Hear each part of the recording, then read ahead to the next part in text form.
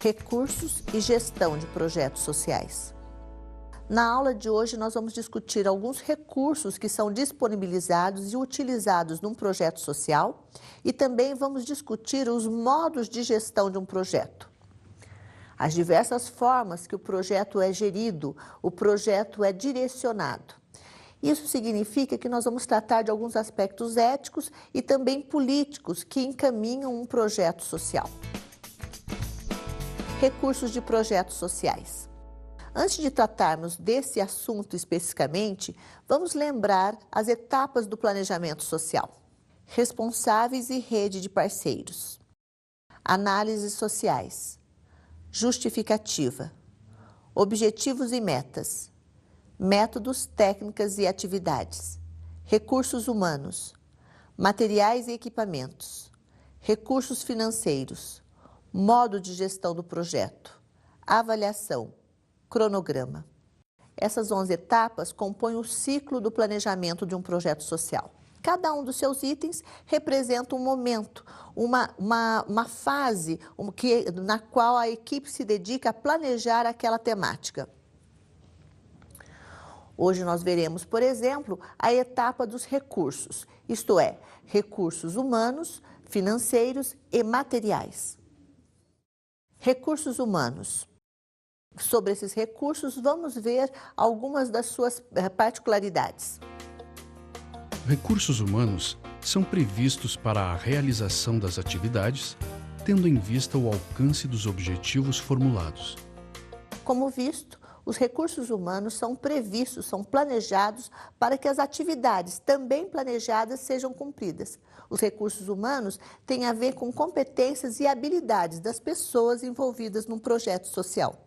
Tanto os recursos humanos, como também os materiais, os financeiros e o modo de gestão são fundamentais para o desenvolvimento, para o cumprimento do que foi planejado. Importante notarmos isto. O desenvolvimento de um projeto social, o cumprimento do planejamento deve ser atentado, deve-se dar uma especial atenção. Mas isso não quer dizer que o projeto não possa sofrer modificações no decorrer da sua implementação. Recursos materiais. Os recursos materiais são divididos em material de consumo, isto é, aquele material que será consumido durante o planejamento e principalmente durante a implementação do projeto. Por exemplo, CD, papel, canetas, tinta para impressora e outros materiais que serão, na verdade, utilizados e não mais repostos a partir do projeto concluído. Material permanente. É um material que continua disponível, que continua ou na instituição ou na comunidade em que o projeto foi implementado. Esse material continua disponível, continua a ser utilizado no desenvolvimento e após o projeto. E pode ser utilizado, inclusive, pela própria comunidade, pelas instituições, em outro projeto, na implementação, no desenvolvimento, no planejamento de um outro projeto social. Esse material, por exemplo, é televisão, impressora, computador, câmara de vídeo, entre outros materiais. Recursos financeiros. O conjunto dos recursos humanos, materiais, dão a dimensão do quanto vai ser necessário de recurso financeiro para o desenvolvimento do projeto. Vamos ver uma explicação mais completa do que trata o recurso financeiro. O conjunto dos recursos humanos e materiais fornece informações para planejar os recursos financeiros, considerando os já disponíveis e os que precisam ser solicitados para o desenvolvimento do projeto conforme o planejado. Por isso, caso os recursos não sejam complementados, o projeto fica inviável ou é reformulado. O planejamento do recurso financeiro necessário para o desenvolvimento do projeto é fundamental. Um planejamento mal feito nesse aspecto pode inviabilizar o desenvolvimento do projeto ou pode fazer com que ele seja desenvolvido com algumas insuficiências por falta de recursos. Os recursos financeiros são compostos pelas seguintes despesas. Despesas de capital ou investimentos. Essas são as despesas com aquele material permanente, por exemplo, computador, TV, câmera, etc. Despesas correntes ou custeio.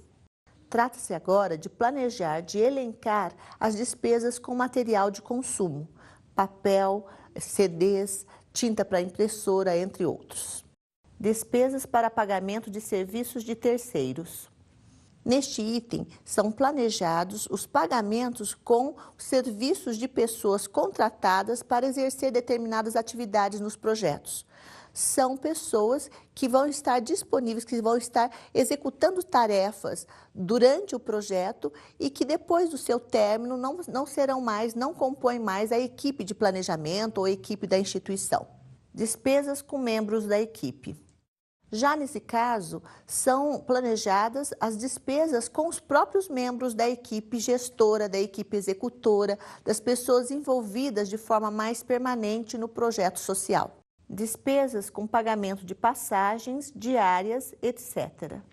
Neste item, são elencadas, planejadas as despesas com passagem, diárias, transporte, entre outras despesas que são gastas, que envolvem a equipe executora, a equipe gestora, a equipe de planejamento do projeto, bem como aqueles profissionais que foram contratados para determinadas atividades.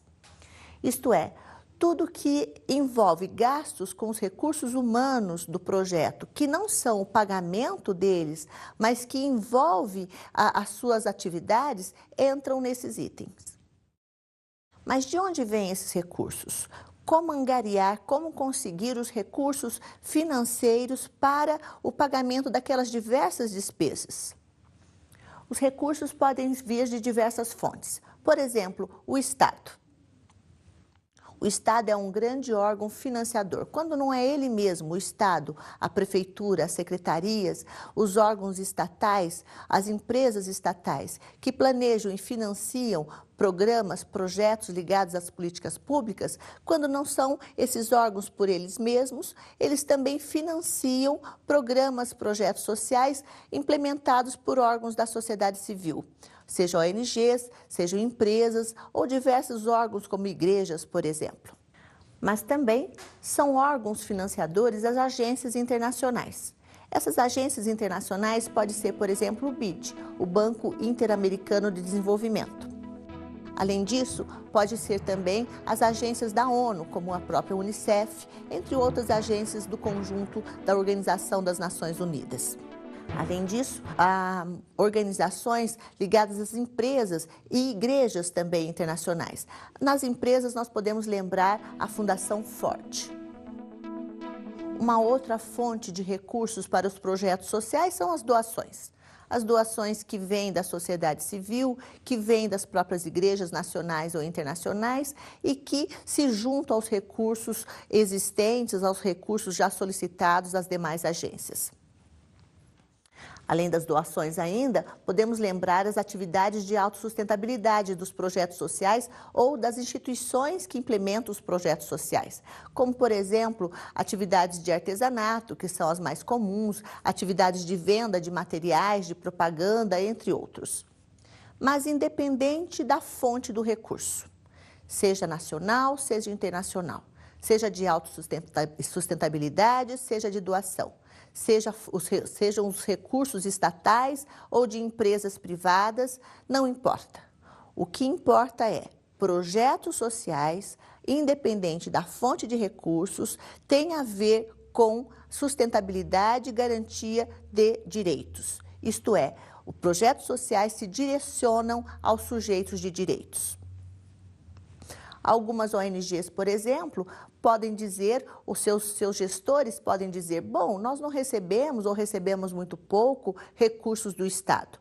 Nós temos atividades de autossustentabilidade e de doações. Por isso, nós somos autônomos e independentes com relação às diretrizes das políticas públicas, com relação às diretrizes da legislação ou mesmo com relação, propriamente dita, às diretrizes do Estado. Isso não é verdadeiro. Independente, volto a dizer, da fonte, uma ONG só tem o seu registro, a sua regulamentação só pode funcionar se exercer atividade de interesse público. E isso quer dizer voltados aos direitos de cidadania.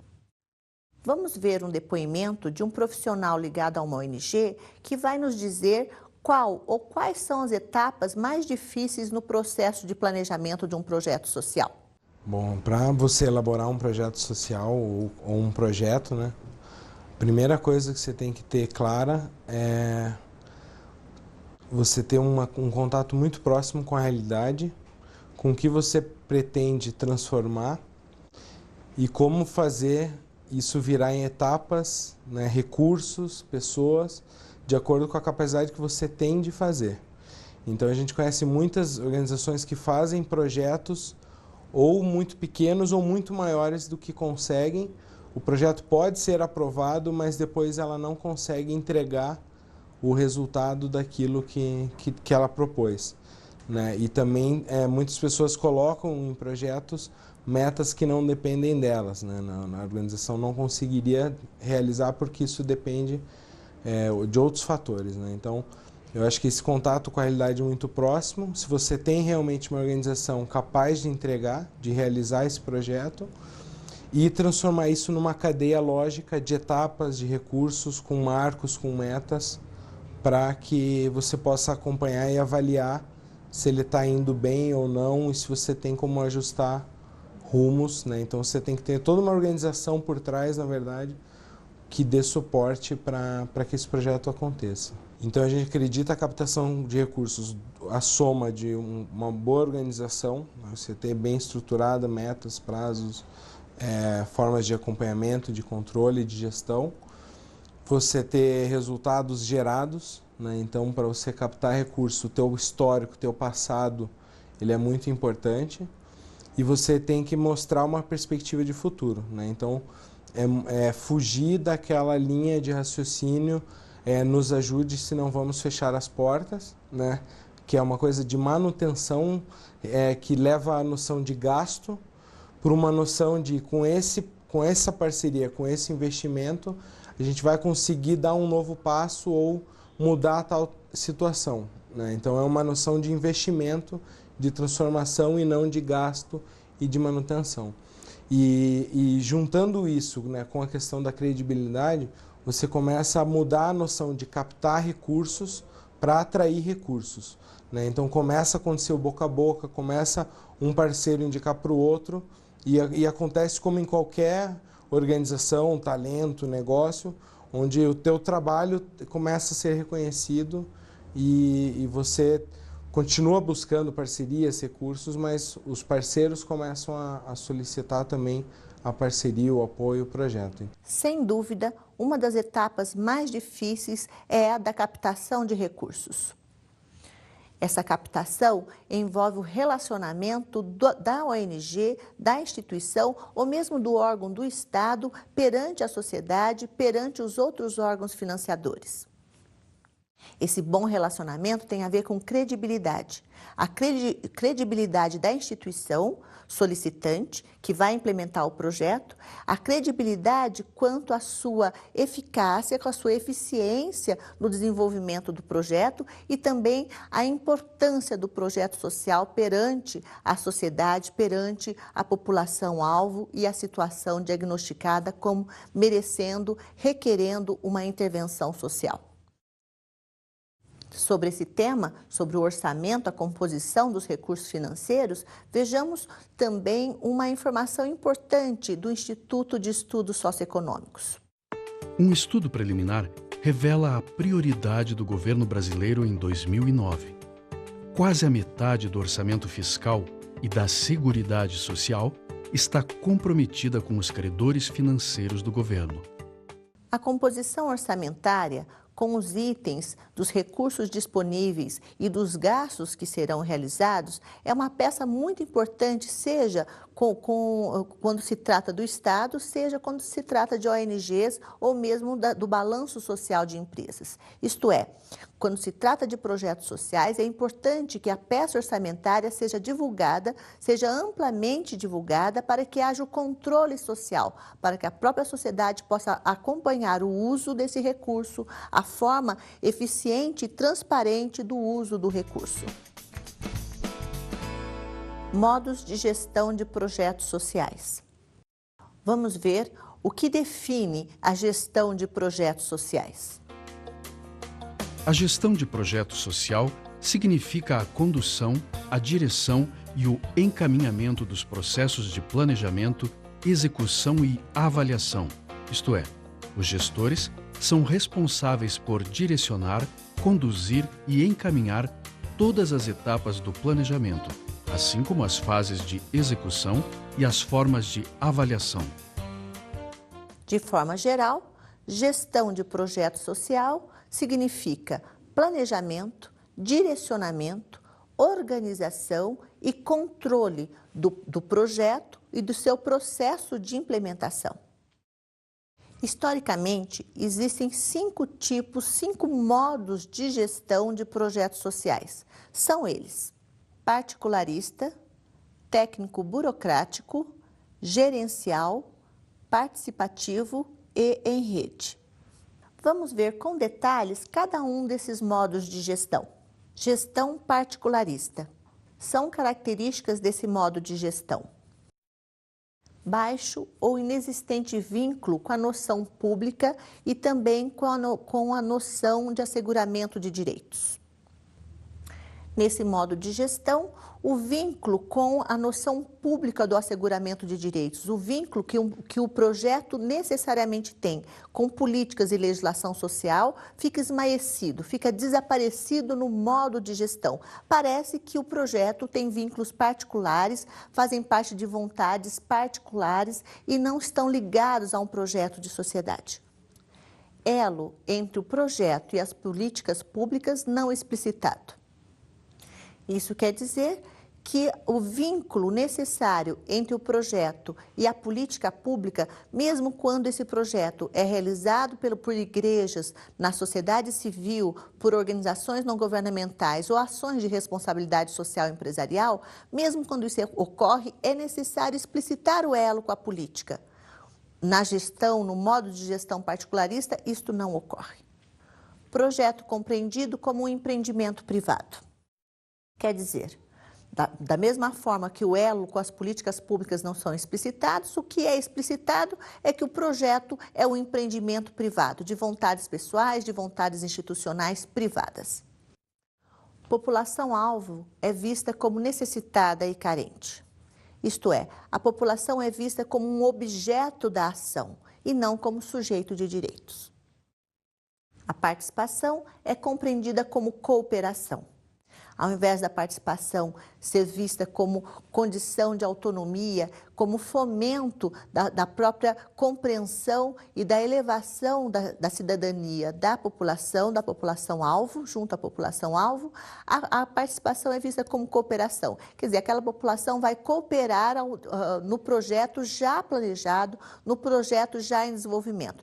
Geralmente, uma cooperação em termos de mão de obra, de prestação de algum tipo de serviços no encaminhamento do projeto. No modo de gestão técnico-burocrático, as características são as seguintes: adesão inflexível às decisões e ao planejamento. Quer dizer, a equipe gestora, a equipe executora tem um forte vínculo com as regras, com as normas, com o que foi planejado, sem uma flexibilidade com a dinâmica da própria realidade, com as solicitações que a própria realidade traz. Captação e administração de recursos. Este é o momento que esse modo de gestão privilegia, como se ele fosse o mais importante, no sentido que captar e administrar recursos é o que consome maior energia da equipe no modo de gestão técnico-burocrático. Conhecimento especializado. Nesse modo de gestão, o conhecimento técnico, o conhecimento de especialistas é muito valorizado, no sentido que os saberes ou da equipe executora ou os saberes da própria população-alvo fica negligenciado. População-alvo é receptora de ações. Quer dizer, ela é vista como um objeto da ação e não como um sujeito com autonomia que pode, inclusive, dar palpites, conduzir a direção e mudanças no projeto social. Isso não é aceito. A população, nesse modo de gestão, deve aceitar o planejamento o planejamento do projeto na forma em que ele foi apresentado e estaria sendo desenvolvido. Participação social vista como divulgação e colaboração. Quer dizer, a participação da população é pensada no momento de divulgar o projeto, até para solicitar a adesão dessa população ao projeto e também a colaboração no seu desenvolvimento. Colaboração no sentido da adesão, colaboração no sentido das prestações de serviços. Quem já não ouviu falar de projetos sociais junto à população de baixa renda, em que a própria população-alvo é também força de trabalho, seja em mutirões, seja nas atividades executoras. A própria população beneficiária do projeto é também executora daquelas atividades mais manuais. Gestão gerencial.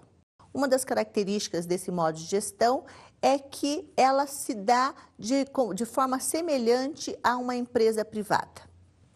A lógica gerencial do setor privado é transferido para o gerenciamento de projetos sociais, em ONGs, em ações de responsabilidade social empresarial ou mesmo no interior do Estado. Cumprimento controlado do que foi planejado, isto é, a equipe gestora e executora tem uma forte preocupação com o que foi planejado, com o cumprimento das etapas, inclusive as suas etapas em termos de apresentação de produtos. Gestão profissional. Essa é uma preocupação desse modo de gestão gerencial, que a gestão seja profissionalizada, no sentido de que não só de especialistas, mas de pessoas capacitadas para o gerenciamento de projetos, para a apresentação e controle de produtos em cada uma das atividades. O controle, no sentido do controle do processo para se obter produtos específicos, é uma preocupação central nesse modo de gestão. Transparência. Mas é um ganho em termos dos modos de gestão de projeto social, o modo de gestão gerencial que traz a ideia e a prática da transparência, da prestação de contas sobre aqueles processos, sobre os produtos obtidos e sobre os resultados de todo o projeto. Isso é um ganho interessante. População-alvo vista como cliente. Uma vez que esse modo de gestão tem um vínculo, tem um modo parecido, semelhante com a gestão empresarial no setor privado, também a população-alvo é vista, é encarada como um cliente que, inclusive, deve ser agradado. Nesse sentido, mais do que a participação dessa população, mais do que o diagnóstico de sua situação social, que também está incluído, mas mais que isso, essa população deve receber um produto como um cliente satisfeito. Preocupação com resultados. Essa característica está ligada à questão do profissionalismo, à questão da apresentação dos produtos com transparência e também à questão de uma gestão mais vinculada ao setor privado.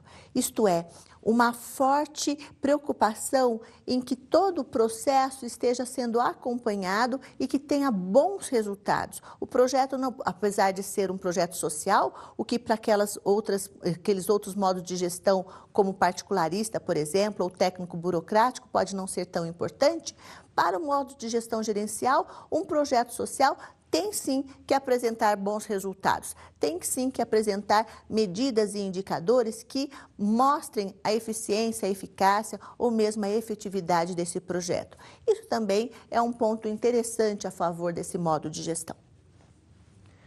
Participação na forma de divulgação e colaboração. Também nesse modo de gestão, a participação é vista muito mais no momento de divulgar o projeto, quer dizer, solicitar a adesão da população-alvo, como também a participação para que haja colaboração, cooperação com o projeto. Modo de gestão participativo. também chamada de gestão societal, porque envolve a sociedade e porque envolve um projeto de sociedade. Tem como característica o sentido público das ações e projetos, isto é, seja realizado, o projeto realizado em empresas como uma ação de responsabilidade social, seja em ONGs, terceiro setor, igrejas, seja no próprio Estado, é claro, o sentido público desse projeto, dessas ações, é reforçado. Outra característica é a transparência. Isto é, a prestação de contas que permite o controle da população sobre o encaminhamento do projeto, o uso dos recursos, os resultados obtidos. Controle. Esta é uma característica da gestão participativa, isto é, possibilitar o controle da população sobre todo o processo do projeto, seja desde o seu planejamento, na sua execução, inclusive na sua avaliação. População-alvo, sujeito de direitos. Essa é uma característica bastante singular, bastante presente na gestão participativa. Neste caso, necessariamente a população é sujeito de direitos. A população é vista não como objeto da ação, mas como um sujeito de direitos que aquele projeto está implementando, está garantindo. Participação, no sentido de fomentar a autonomia e a cultura democrática. Esse é o sentido da participação numa gestão participativa. Isto é, a participação não tem apenas não é voltada apenas para a adesão, para a divulgação do projeto, para a colaboração da população-alvo, mas, sobretudo, para que a autonomia dessa população, para que a cultura democrática dessa população possa ser fomentada, trabalhada, elevada. Gestão em rede. É um modo de gestão que se combina com os demais. Inclusive, para alguns autores, nem é um modo de gestão em separado. É uma variação no interior daqueles modos que nós elencamos há pouco. Isto é possível fazer gestão ou encaminhar a gestão técnico-burocrática no modo em rede? É possível uma gestão gerencial que também desenvolva articulações em rede? Também. A gestão participativa pode também ser uma gestão em rede, com parcerias no projeto e no encaminhamento das ações? Sem dúvida.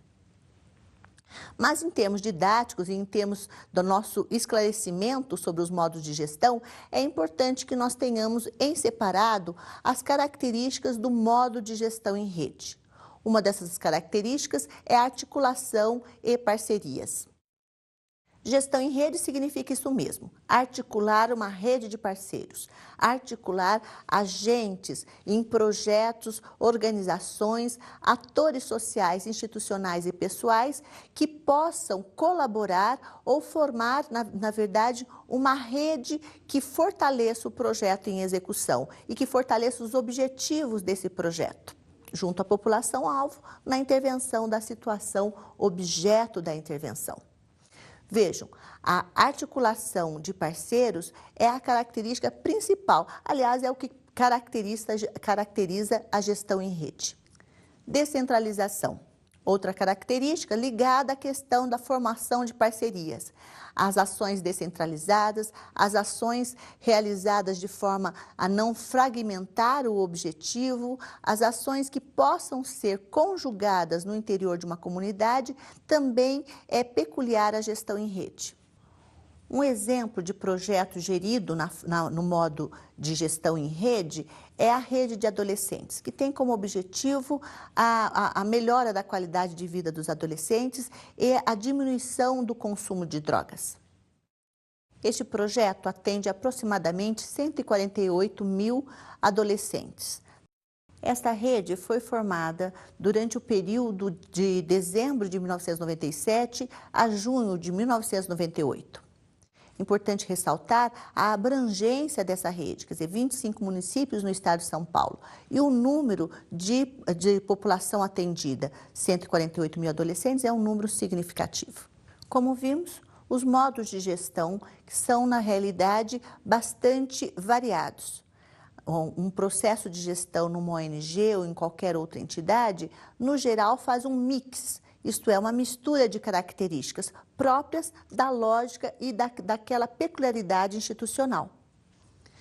Vimos também nesta aula que as etapas da composição dos recursos materiais, humanos, financeiros, bem como a etapa do modo de gestão, a decisão e a discussão sobre o modo de gerenciamento do projeto, são etapas bastante importantes, não apenas no sentido técnico-administrativo, mas também no sentido político e ético, isto é, ao aderirmos a um modo de gestão, nós estamos também propondo uma forma de condução e de relação com a própria sociedade.